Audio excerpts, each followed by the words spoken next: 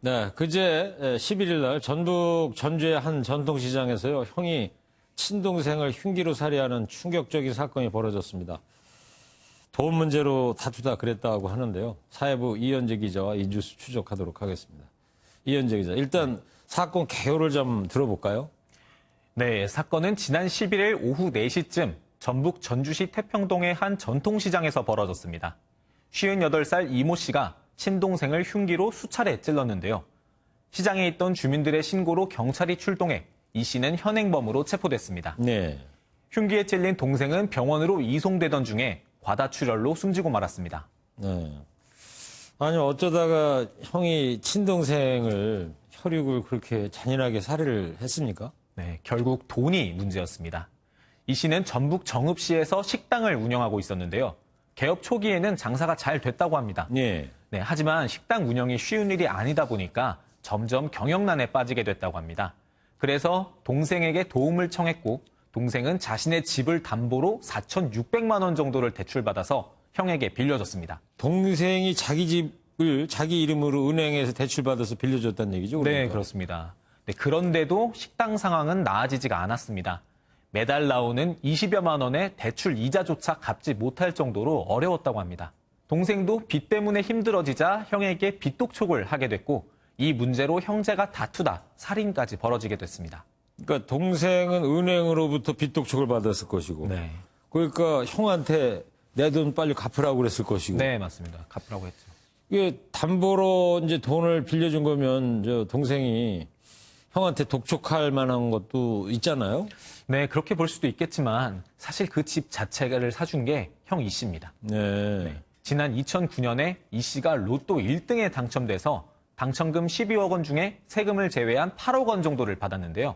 이 씨는 이 돈을 혼자 가진 게 아니라 동생들에게 나눠줬습니다. 이때만 해도 뭐 형제들 간에 우애가 깊었네요. 네, 맞습니다. 숨진 동생의 집도 이 돈으로 산 거고요. 이 씨의 식당도 이 돈으로 개업을 했습니다. 예. 우애 깊은 형제에 감동한 친인척들과 주변 사람들의 칭찬이 당시에 자자했다고 합니다.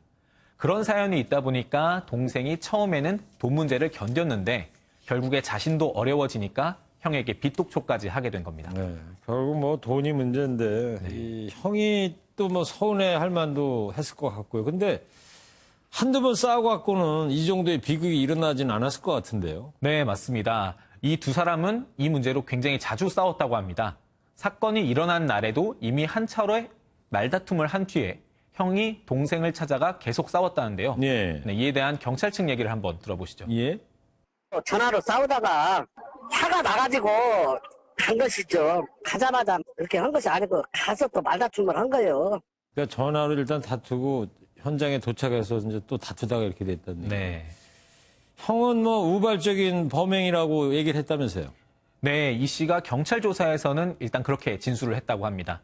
하지만 실제 상황은 좀 다를 수 있습니다. 왜요? 이 씨가 동생의 가게에 찾아갈 때 이미 흉기 2자루를 준비해서 갔기 때문입니다. 그래요? 네. 그러면은 뭐 계획 범행이다 이렇게 보는 건가요, 그러면? 뭐 아직 경찰 조사가 다 끝난 건 아니기 때문에 계획 범행이다, 우발 범행이다, 뭐 단정지어서 말씀드릴 수는 없지만 네. 이 씨가 흉기를 미리 준비했다는 점에서 단순한 우발적 범행으로 보기에는 다소 어려운 점이 있습니다. 보통 홧김에 범행을 저질렀다면 현장 주변에서 뭐 손에 닿는 물건을 사용하는 그런 경우가 보통인데 이번 사건은 그렇지 않기 때문입니다. 물론 처음부터 살인을 준비한 건 아닐 수도 있습니다. 이 씨가 말다툼 중에 동생에게 흉기 한 자루를 던져주면서 뭐 같이 죽자 이런 식으로 말했다라고도 합니다. 흉기를 한 자루씩 네. 가지면서? 네, 맞습니다. 그래서 살해를 목적으로 한 게 아니라는 게 이 씨의 주장이긴 하지만 흉기를 미리 준비한 만큼 100% 우발적 범행이라 보기에도 다소 어려울 것 같습니다. 그렇겠군요. 그러면 지금 그 형 이 씨 조사는 경찰이 어떻게 하고 있습니까? 네, 아까 말씀드렸듯이 이 씨는 현장에서 현행범으로 체포가 됐습니다. 네. 그리고 어제 경찰은 살인 혐의로 이 씨에 대한 구속영장을 신청했고요. 이 씨는 오늘 오후 4시에 전주지방법원에서 구속 전 피의자 신문을 받았습니다. 네, 아직 결과가 나오지는 않았지만 살인 현행범인 만큼 구속영장이 발부될 가능성이 높습니다. 네, 그렇군요. 로또가 이렇게 불행의 씨앗이 된 일이 이번이 처음만은 아니지 않습니까? 네, 종종 이런 소식이 들려오고는 하는데요. 네, 지난 2011년 경북 포항에서는 로또 1등 당첨자 50대 남성 김모 씨가 살해되는 끔찍한 사건이 있었습니다. 네. 15억 원을 손에 넣은 김 씨는 손윗동서 이모 씨에게 4천만 원을 빌려줬었는데요. 이후 김 씨와 이 씨가 말다툼을 하다가 이 씨가 홧김에 흉기로 김 씨를 살해했습니다. 네. 로또 1등에 당첨되기만 하면 뭐 다 잘 될 것 같고 꽃길 걸을 수 있겠다 싶지만은 이런 사건들 보다 보면 꼭 그런 것만은 아닌 것 같습니다. 예. 행복은 역시 돈으로 살 수 있는 것은 아닌 것 같습니다. 예. 네. 자, 뉴스 추적 이현재 기자였습니다.